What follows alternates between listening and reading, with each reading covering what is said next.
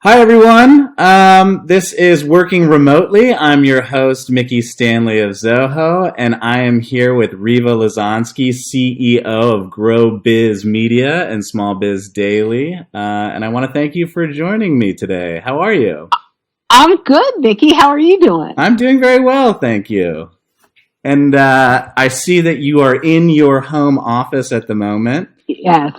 Yes. Can you tell me? My cacophonous home office. There's a lot of things in there, but it looks like everything has its right place. I think I like a lot of things. The color of the walls is that blue. If you can see, it's very bright blue. Oh, yeah. And a friend of mine said, "Are you going to paint that now that you're working?" When I moved back home, and I went, "No, I love this color. It's so energetic and exciting." So I like it too. I break a lot of the rules. Sure. So you said you moved, but how long have you been working from home? Just in your career? About 10 years. Okay. So when we first started the business in 2008, we were in office space. Like we rented some space from friends of mine who had a bigger office. But we realized about 2 years in, we were paying overhead that didn't need to be paid. Like we're writers, we're content producers, where it's us, it's a person in a computer and a phone. Like, what are we doing? So we went home. Was it sort of immediate relief? Did you realize that you could be just as productive and efficient from home without the overhead, or was there growing pain? Were there growing pains? Well, there was the immediate financial relief, like that saved us a lot of money. Mm-hmm. But for me, I'll be really honest, there are still days it bugs me to be isolated like that. I like to, I like to talk. I'm a talker. I like to share. I get inspiration from something someone else says. And so that part I'm still adjusting 10 years later to kind of being alone. And so it's both. I think a lot of working at home depends on the kind of person you are and whether some people like to be in solitude. They think better. I do not. So let's get into that a little bit. So you say that you're not the type of person that likes to be alone. And I think for a lot of people in our current situation, they're working from home for the first time, or they're new to it, and they may be feeling a bit isolated, or they don't have the accountability that they might have in an office. What would you say to those people? How, if they're used to socializing in an office, how can they better adapt to working from home? So I think if you're the owner of the company, if you're the boss, I think it's important to let people know that you're not being Big Brother. You're not watching them. And I think it would be a good idea to schedule in maybe 2 or 3 times a week meetings, like informal staff. Not that you're going to talk about work, but you're just going to talk about what's going on, so people don't feel isolated, so they do feel still connected to the company and to their coworkers, and that they kind of know what's going on. I think that's really important, because I think you're right. The feeling of isolation can actually slow down productivity, because you're sitting there going, what do I do? I can't think. I don't have any ideas. And then for individual people, just connect with your friends. One of my nephews, they had a baby this morning. So wow. There was, it's like, whoa. So there was a lot of texting going back in the whole family. And it was kind of, it was fun because we were texting about the baby, but it was also it was a good release. It was like, I'm communicating with people and I don't feel guilty about it. And I think that's the really important thing to do, is encourage your people to communicate and not to feel guilty. Yeah, definitely. Okay, so, the way that you work and communication is obviously very important, especially right now where, you want to keep up with everyone, you want to keep relationships strong. Are you finding that you're using email, video chat like we're doing now? Are you calling people? How are you keeping in touch?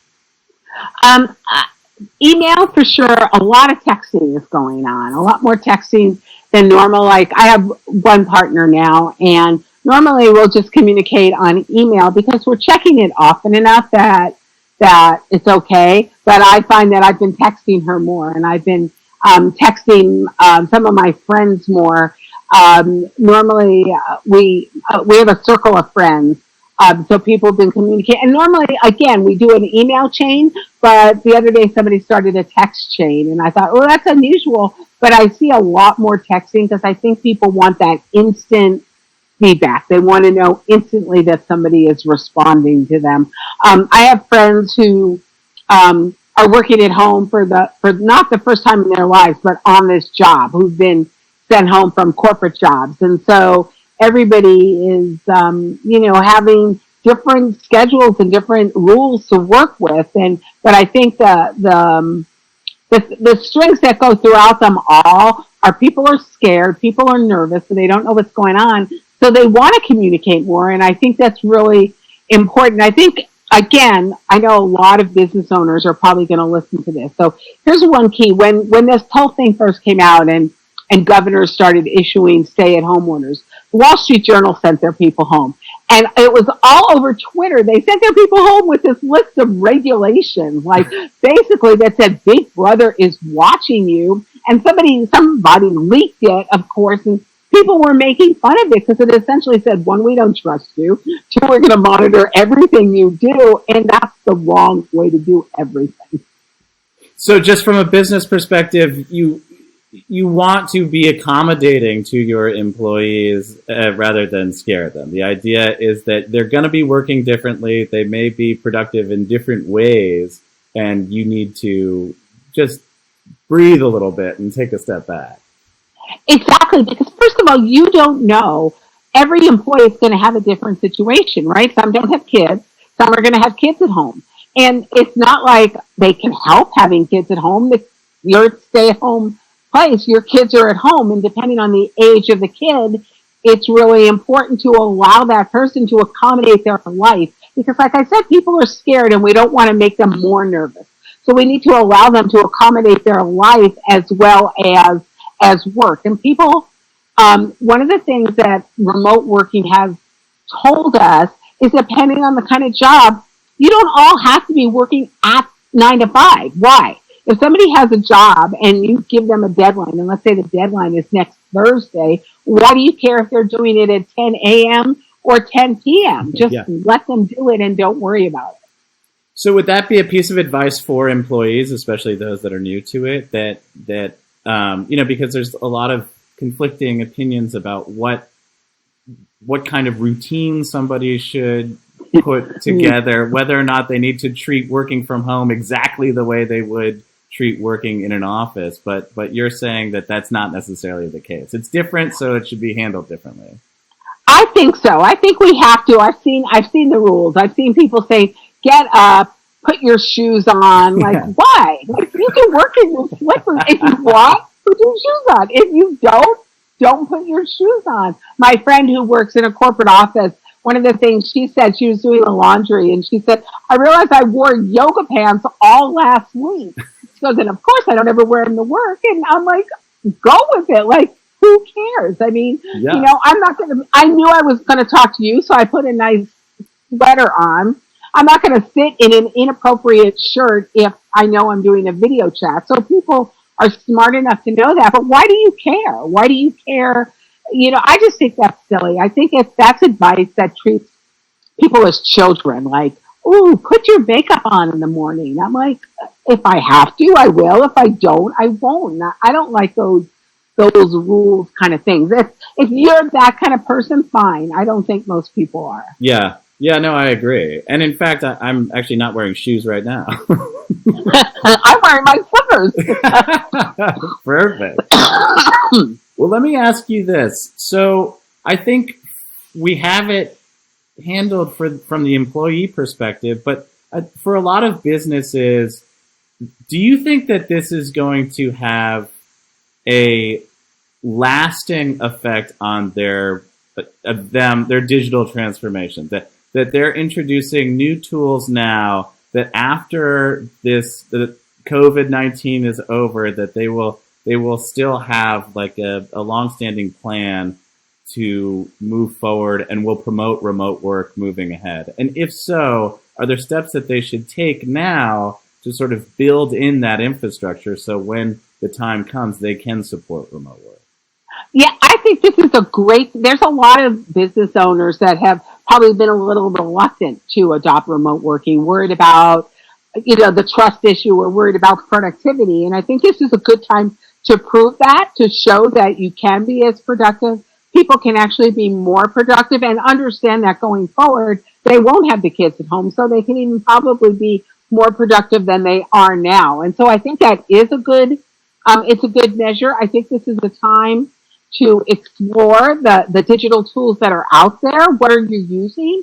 Maybe you're not using stuff you should be using. Like, go out there and see. I know Zoho's put together that great remotely package. Explore that package. See what you can get with that. See, oh, look, if I use this is going to be great, and I can do this, forever, for the next 3 years or 5 years or however long you're in business. And I think that maybe we'll develop a better balance of companies allowing people to balance their own lives in the way of, okay, people can work at home and it's fine, so I'm not going to sweat it. Yeah. Yeah, I mean, it is this sort of, it's a change of culture for a business. It goes beyond just a platform of remote tools. It requires a little reimagining of what your business can be. But I agree. I think that there's a huge opportunity here for businesses as they have some time to play around. Yes. And I mean, I would sit down, if I were a business owner right now, I would sit down and kind of assess your tools. What tools do you have? What do you use? And assess your goals. Like, what are your goals now for the next 3 months?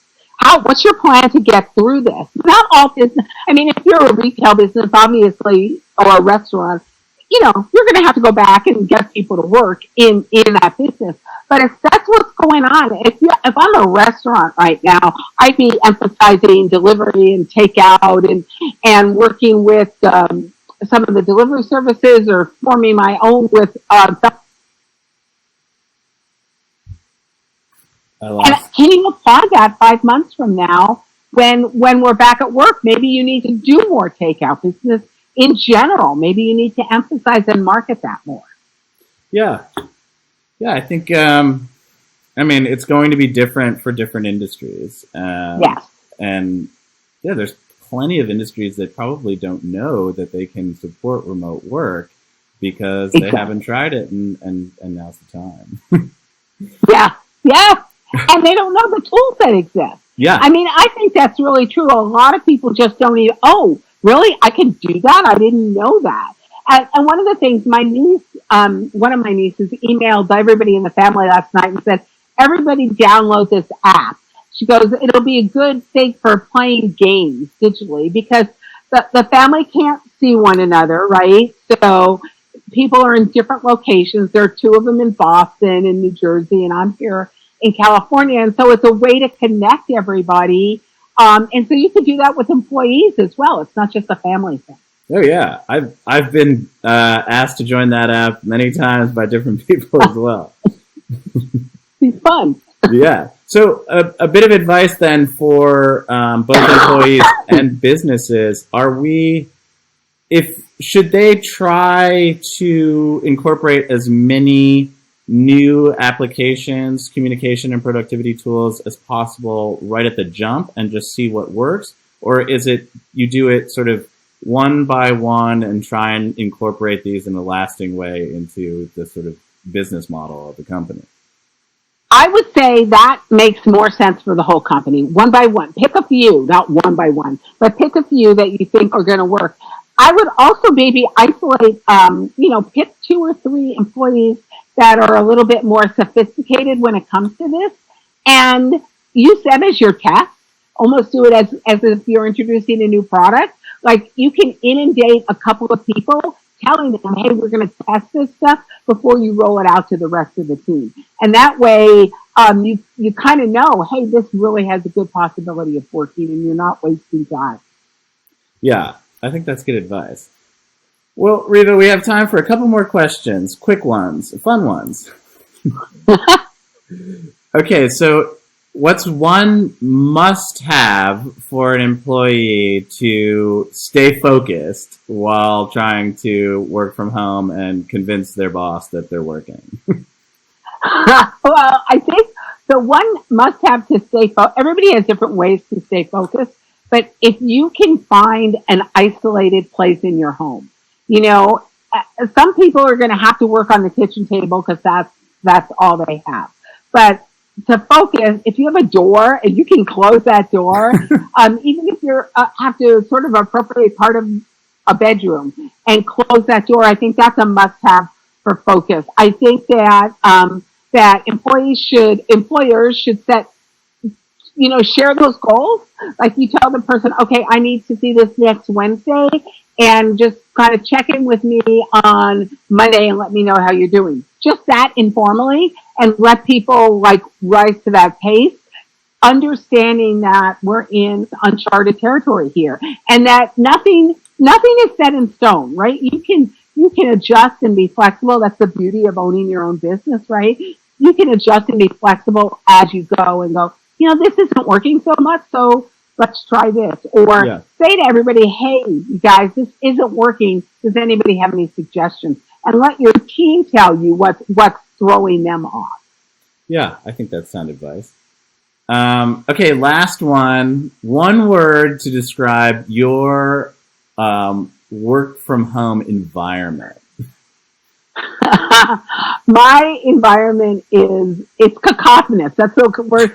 My office, I won't show because it still needs to be clean. It's very bright colors. There's a lot of stuff going on.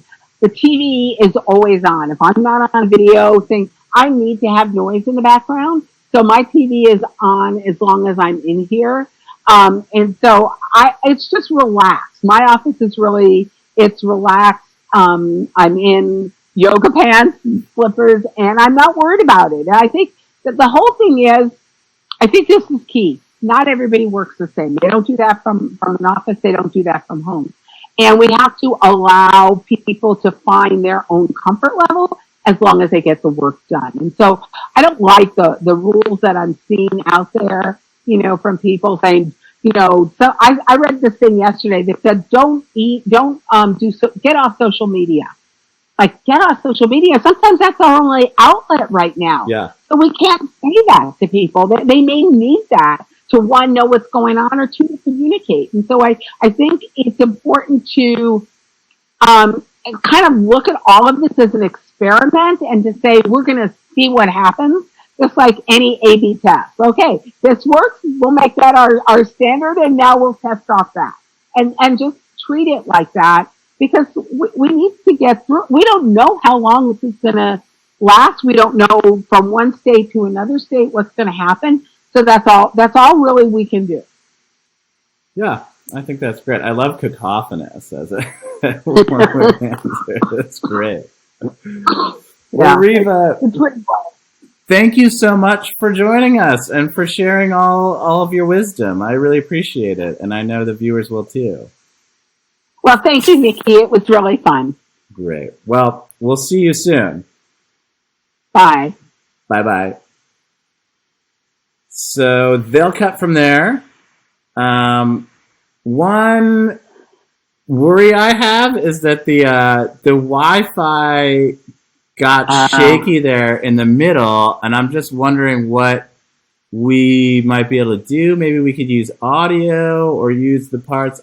I'm not sure, but we can figure something out. And then I guess absolute worst case scenario is we could do it again. Would you be right?